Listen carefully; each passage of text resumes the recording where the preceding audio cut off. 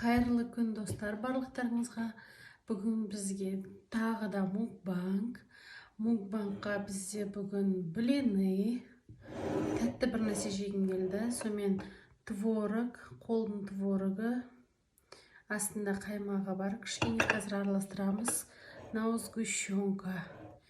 И бүгін көк чаймен ішеміз. Осындай кружканы аламыз и осыған көк чайды құямыз. Қараңыздаршы, қандай әдемі цвет болып жатыр. Все, маған ас болсын. Сіздерге бүгін күндеріңізге сәттілік. Так, неге бүгін осылай болды десеңіздер, кішкене менде мини перекус.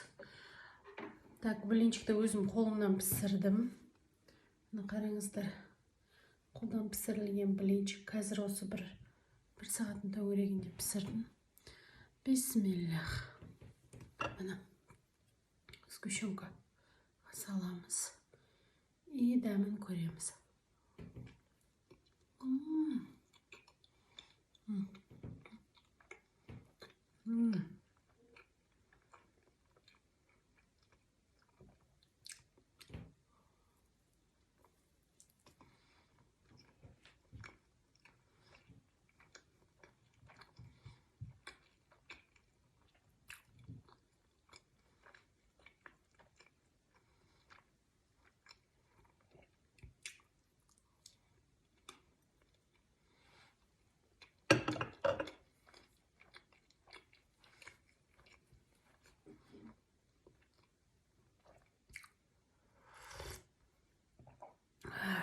Маған каждый раз айтады, звук шығарма деп. Не істеймін енді, не істеймін, шығармайын дедім. Бірақ мен бірінші тамақ жеген кезде сразу өз-өзін ұстай алмай қалам, и звук кетеді ғой. Содан кейін барып ойланып қалам да, и үндемей жеп қаламшы. Одан кейін тағы да мен өткенде білесіздер ма, плов жеген кездегі видеом бар еді ғой. Соны айтып едім ғой, қаралымы егер 500 болатын болса, енеммен бірге қосылып жаңағы мукбанг түсірем деп. Сонымен мен оның қаралымы почти 1000 болып қапты, 900 бір нәрсе болып тұр. Сонымен енді енеммен бірге түсіремін осы 1-2 күн төңірегінде. Так, мені көрінбей тұр ғой. Былай істейін.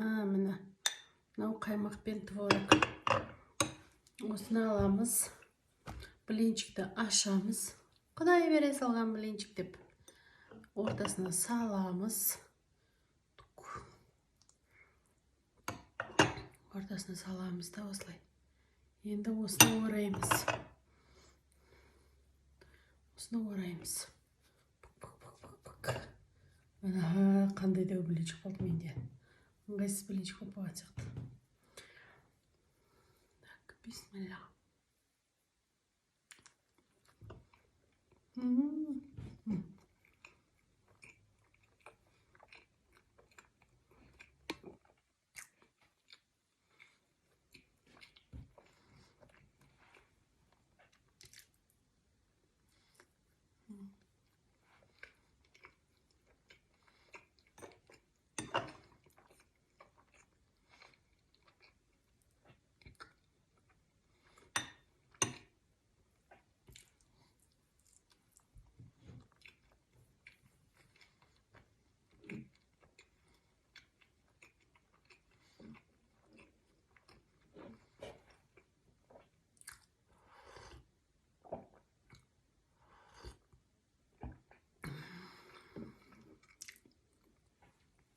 Күшті кетіп жатыр прям.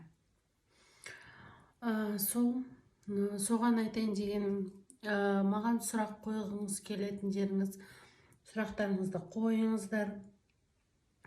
Мамамен түсірген кезде қандай темада сөйлесейік. Одан кейін барып мамаға сұрақ қойсаңыздар, маған қатысты болсын, осы мукбангқа қатысты болсын сұрақ қойсаңыздар, сол сұраққа мама екеуміз сол мукбангте жауап береміз.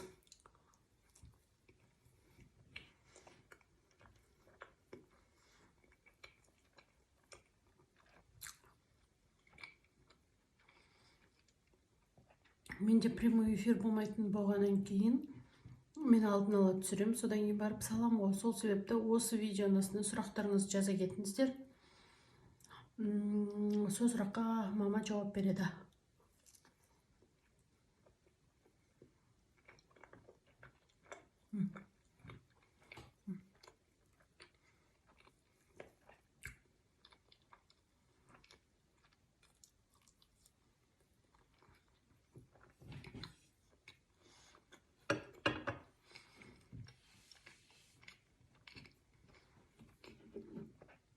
Мына блинчик прям воздушный болып піскен да.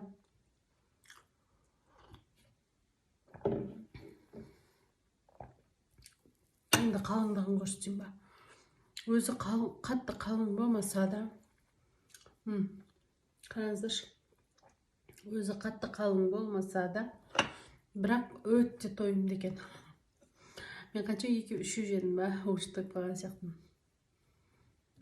Негізі жаңа мамалар шай ішкен кезде арнайы шай ішпей отырдым, чтобы қазір сіздерге түсірген кезде тойып қалмайын деп. Тағы бір большой кус.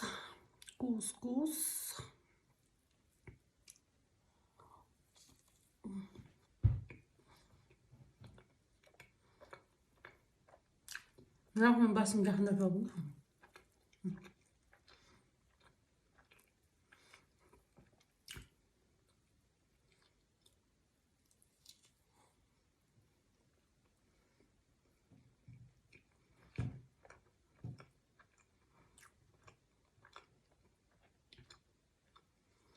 Бүгін бір тәтті жегім келді.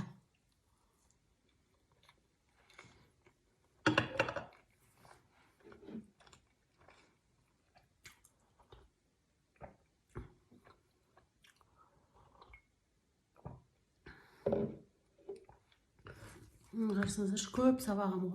10 шақты блинчик алып келгем енді. 10 шақты ма? 8 екен. Примерно 4-еуін жедім. 4-еуі қаптыр. Енді 1-еуі жейін. Сонымен балды. Сонымен тойдым. Ойлап қалмаңыздар, мен андай масқара жеп жүрдім. Негізі мен диета ұстап жүрмін. Диета ұстап жүрмін да, бірақ андай. Сіздерге енді көрінбейді ғой, мен осы бірақ моментте жеймін.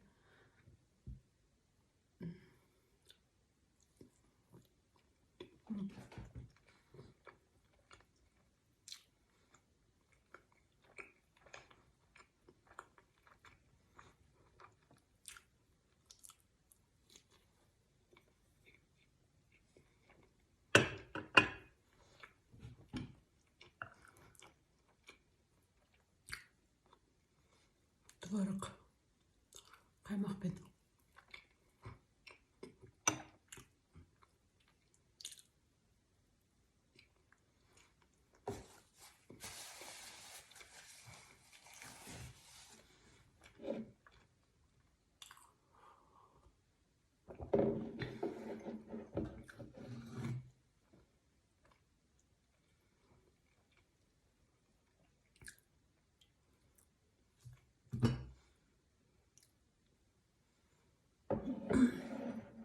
Сонымен сондай. Егер сұрақтарыңыз болса жазыңыздар. Осы 1-2 күн ішінде түсіріп қалам. Мүмкін ертең де түсіруім мүмкін. Енді оны уақытқа маманың бостығына қараймыз. Скорее всего, чикен алып кеп чикен түсіретін шығармыз. Потому что етті жеп жүрміз, етті салып қойдым. Менде қазір жоқ чикен суши. А суши менде мама вообще жемейді. Жегісі де келмейді, үй ұнамайды да. Не депші. 1-2 рет үйге алып келген, ұнатпады. Менде күйеуім наоборот жақсы жейді. Енді айтамыз ба, күйеуіммен мукбанк деп көреміз. Может, күйеуімді уговаривать етсем, көндірсем, қазақша ол да түсіп қалар. Оны может сушиға түсіретін шығармын. Көреміз енді.